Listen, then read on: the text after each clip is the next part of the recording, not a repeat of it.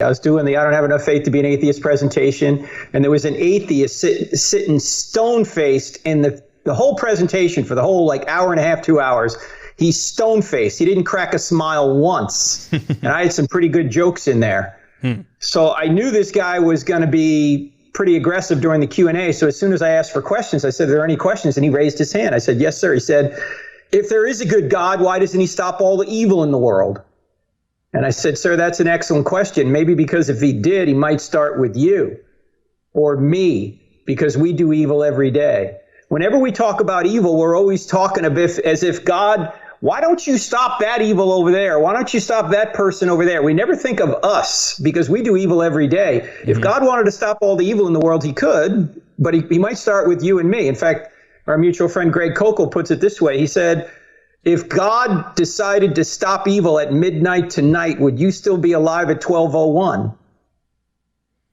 And my answer is no, I wouldn't be. Yeah. None of us would be. God allows evil because he allows free will. And if he allows free will, he has to open up the possibility for evil. He gives us free will so we can love. But evil doesn't disprove God, because there would be no such thing as evil unless there was good, and there would be no such thing as good unless God existed, because he's what we mean by the standard of good. So evil doesn't disprove God. It may prove there's a devil, but it doesn't disprove God, because we wouldn't even know what evil was unless good existed, and good wouldn't exist unless God existed. So C.S. Lewis, who beats Chesterton in a debate every time, said that the shadows prove the sunshine, right? You can have shadow, or you can have sunshine without shadows. You can have good without evil, but you can't have shadows without sunshine. You can't have evil without good. C.S. Lewis actually stole that from a Switchfoot song. So did he? Yeah, and they stole that from G.K. Chesterton. So Chesterton who said, well, one of Chesterton's famous ones was, "What's wrong with the world? I am. I am." That's right. Yeah. But no, my question is more. Oh, go ahead. No, go. You go. Go ahead. I'm just saying, but specifically, because it's easy to say more like, yeah, the evil of a guy, of me, or of any human. But what about the evil of disease, or cancer, or a hurricane, a sharknado? Right. Something those are all nobody natural. caused. Those are natural evils, and of course, the Christian worldview says that it all is traced back to our choice in Adam. That when we fell, it all comes out of that.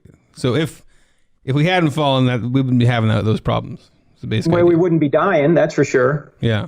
And think about Jesus, though. He does miracles in 4 categories. First of all, he's sinless. That's miraculous. Secondly, he heals the sick. He overcomes nature. He calms nature, and he raises the dead. If you think about it, those are the 4 things the 4 problems we have as human beings.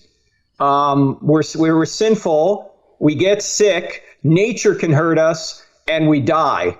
And so what Jesus is doing by doing miracles in those 4 categories is he's saying, I'm the Messiah. I'm the Savior. I can heal all of those problems, those 4 categories of problems you have. And they all ultimately go back to the sin of Adam and the sin of Adam and Eve. And of course, we followed. We wouldn't have done any better than Adam and Eve either. So that's where the fallen world comes from. So murder hornets, they're a result of the fall. Probably. Yeah, well, there's nothing actually wrong with a murder hornet. It's only bad when it stings you in the eyeball, right? There's nothing metaphysically bad about a murder hornet or even a coronavirus.